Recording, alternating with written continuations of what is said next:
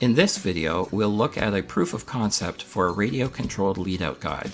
At the beginning of an endurance flight, you've got a very heavy plane and you set your speed to maintain flight. The line tension is provided by the centrifugal force acting on the fuel, so you don't need any offset thrust and you want a forward lead-out guide position. Towards the end of the flight though, you've got a very light plane. You set your speed to maintain line tension. You want more offset thrust and a rearward lead-out guide position.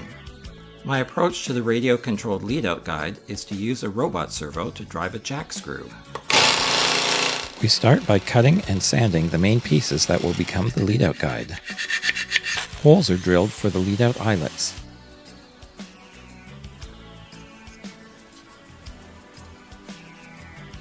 So far this is, more or less, a conventional lead-out guide. Here are the main components of the adjusting mechanism. We need two servo arms. One goes on the servo and we drill the other one out for a 440 screw. We need a platform for the servo and the jack screw retainer. This will be the servo mount. The platform needs to be cut for the servo mount. Check the fit and glue it in place.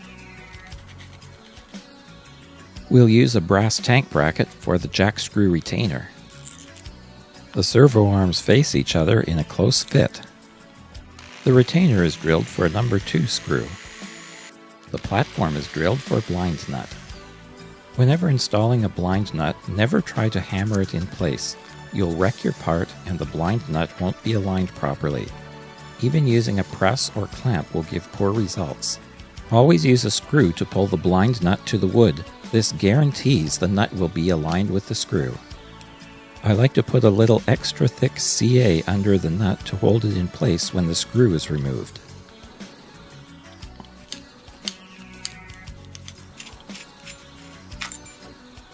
When wiping off the extra CA, be careful not to get any on the threads of the nut. The retainer screws to the platform, the jack screw goes through the retainer, and the servo goes into its mount.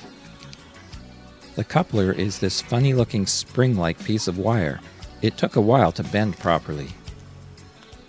It snaps over the jack screw and the prongs slide through the servo arm.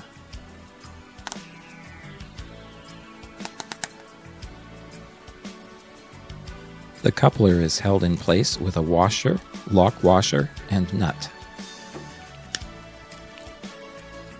The coupler prongs slide through both servo arms, joining them together.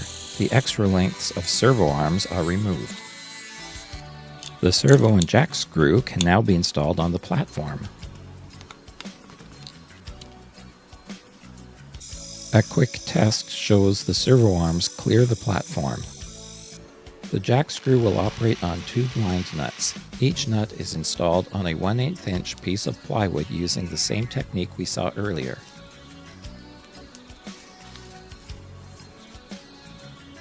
The blind nut assemblies will be glued together in a later step.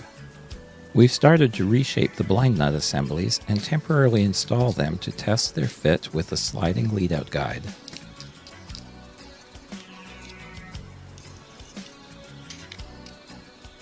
One thing I don't like about this design is that the jack screw must be perfectly parallel to the sliding direction of the lead-out guide. Hinging the blind nuts to the sliding guide would have been better. One of the blind nut assemblies is glued to the sliding lead-out guide. The other blind nut assembly is glued to the first one while the threads are kept aligned with a screw. A little more reshaping is done with the Dremel. Extra material is identified and removed to save weight. The mechanism is finally assembled.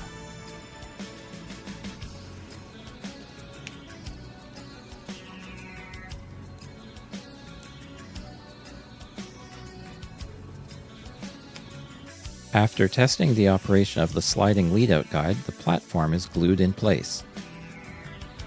A Brodak lead-out guide weighs about 0.2 ounces.